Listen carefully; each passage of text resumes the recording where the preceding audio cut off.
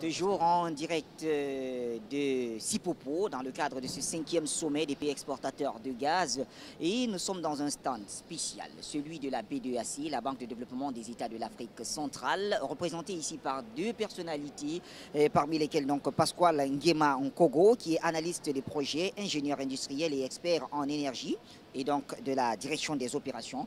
Bonjour, Monsieur Nguema. Bonjour Monsieur Bachir. Et à vos côtés donc Monsieur Miatou Mouni Bonaventure, qui est le coordonnateur sectoriel de la B2AC en Guinée équatoriale. Bonjour. Bonjour. Alors je voudrais commencer par vous, Monsieur Nguema. Que fait la B2AC dans ce forum? Merci pour la question Monsieur Bachir. La B2AC dans ce forum, nous pouvons le voir que l'énergie est un vecteur pour le développement. Oui. Et la B2AC se retrouve dans ce forum pour pouvoir réaffirmer ses partenaires, étant donné que c'est une institution stratégique pour le développement dans la sous-région, de pouvoir aussi réaffirmer ses partenaires que la B2AC, il est bon de travailler avec la B2AC pour pouvoir accompagner la réalisation des projets au niveau de la sous-région parce qu'elle maîtrise le terrain et c'est ça. Alors on a vu certainement la B2AC dans le cadre de grands projets tels que la construction des routes pour faciliter le déplacement des populations. On l'a vu dans des barrages, on l'a vu dans plusieurs infrastructures. Mais quand on retrouve la B2AC dans le secteur du gaz ou du pétrole, on s'est dit, mais qu'est-ce qui se passe? Oui, effectivement, comme je l'ai tantôt dit, que l'énergie, le secteur énergétique est l'un des vecteurs principal pour le développement. Et donc du coup, la B2AC rentre aussi dans son plan stratégique qui traduit la diversification de nos activités et l'élargissement de nos différents portefeuilles. Et c'est vrai, nous pouvons le voir, la B2AC intervient beaucoup dans la partie des infrastructures routières, mais aujourd'hui, nous venons encore pour vraiment démontrer aux différents partenaires stratégiques et leaders dans le secteur énergie que la B2AC peut les accompagner dans tout type de projet industriel ou énergétique. Alors ça veut dire que la B2AC innove ou alors elle s'étend tout simplement? Non, elle ne s'innove pas ou elle ne s'étend pas. Oui. Nous intervenons dans le secteur énergétique il y a de cela plusieurs années. Nous pouvons le voir aujourd'hui avec le projet Lompangar, et d'où la B2AC Lompangar au Cameroun. Oui. C'est une centrale hydroélectrique d'où la B2AC intervient activement pour la réalisation. Il est même en cours. Nous avons aussi plusieurs projets qui sont en vue, notamment dans la partie liée à l'interconnexion au niveau de la sous-région. Oui. Dans la B2AC, dans le secteur énergétique, ce n'est pas une innovation ou une manière de s'étendre. Oui. C'est juste la partie énergétique fait partie de nos prérogatives aussi. Alors, on va essayer d'échanger cette fois-ci avec M. Miatou Mouni. M. Miatou Mouni, vous êtes donc le coordinateur sectoriel de la B2AC en Guinée équatoriale. Que faites-vous concrètement? Bon, ici, nous sommes un bureau de représentation. Portez un peu le micro. Nous sommes un bureau de représentation de la B2AC en Guinée équatoriale. Nous, en fait, on assure le relais du siège ici. Bon. Maintenant, moi, je voulais quand même vous présenter les domaines d'intervention de la B2AC. Mais pour que ça se sache effectivement. Effectivement.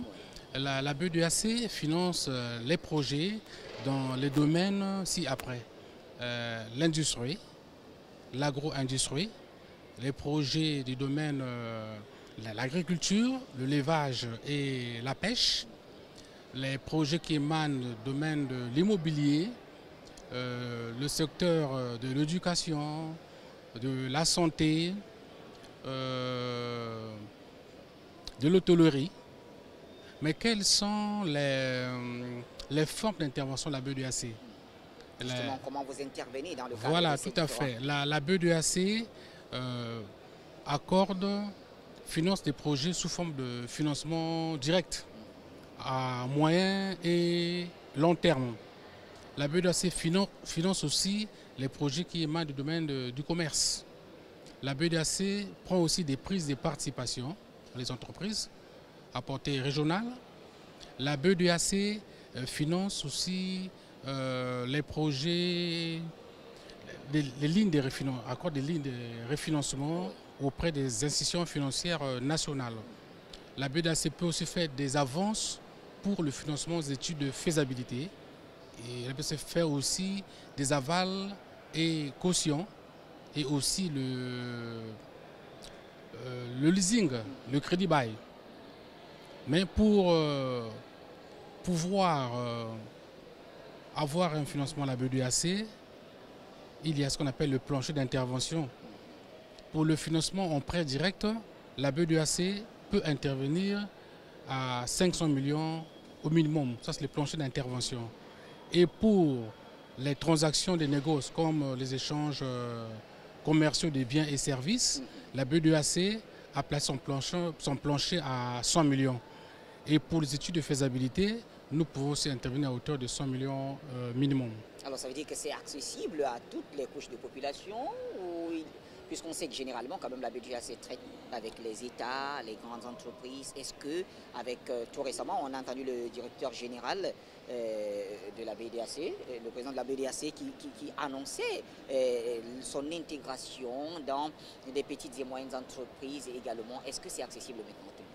Oui, concernant les PME, ça ne veut pas dire que lorsqu'on est petite entreprise, on ne peut pas accéder aux financements de la BEDAC. Il y a aussi des PME qui répondent bien aux critères de l'éligibilité de la BEDAC. Imaginez une PME qui vient nous demander au moins 500 millions. Donc on peut l'accompagner sous forme de financement direct. Maintenant, pour ceux qui, dans le montant de financement recherché à la BEDAC est inférieur à notre plancher de 500 millions, alors nous avons un instrument qu'on appelle les lignes de refinancement des institutions financières nationales.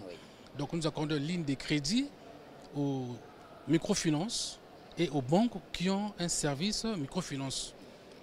Et en fait, nous faisons du financement indirect. Nous finançons ces PME de façon indirecte en passant par un créneau qui est accordé ligne de crédit aux institutions financières nationales, donc les microfinances et les banques locales, qui à leur tour vont accorder des financements à ces PME qui ne peuvent pas nous demander un financement direct. Alors Pascal Nguema, on a vu le passage du ministre, on lui passe le micro, on a vu le passage du ministre équateur-guinéen tout à l'heure. Il est passé dans tous les stands, mais il a pris beaucoup de temps ici. Qu'est-ce qu'il vous a dit, le ministre? Ok, M. Bachir. En fait, étant donné que nous sommes dans une journée qui touche le domaine énergétique et notamment qui touche un peu dans l'aspect branche hydrocarbures. Donc du coup, la question du ministre était de savoir si la BEDAC intervient aussi dans le secteur pétrolier. Avec toute la joie possible, j'ai pu informer à son Excellence, Monsieur le ministre, qu'effectivement la BEDAC est prête à accompagner tout partenaire. Et d'abord, même, cela rentre dans nos prérogatives ici, à participer à ce 5e forum. Et aujourd'hui, ce forum regroupe beaucoup de partenaires et beaucoup de leaders qui interviennent dans le secteur de l'énergie, dans le secteur pétrolier et du gaz.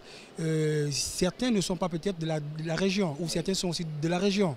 Mais par contre, la partie la plus importante pour nous, pour participer à ce forum, est de présenter et de faire comprendre aux différents partenaires ou bien opérateurs économiques qui veulent intervenir, qui veulent s'étendre ou bien qui veulent développer quelque chose au niveau de la sous-région, que la BEDAC est là, elle est présente. Elle est présente d'abord dans un premier point, sur la base d'où elle maîtrise le terrain. Elle maîtrise le terrain.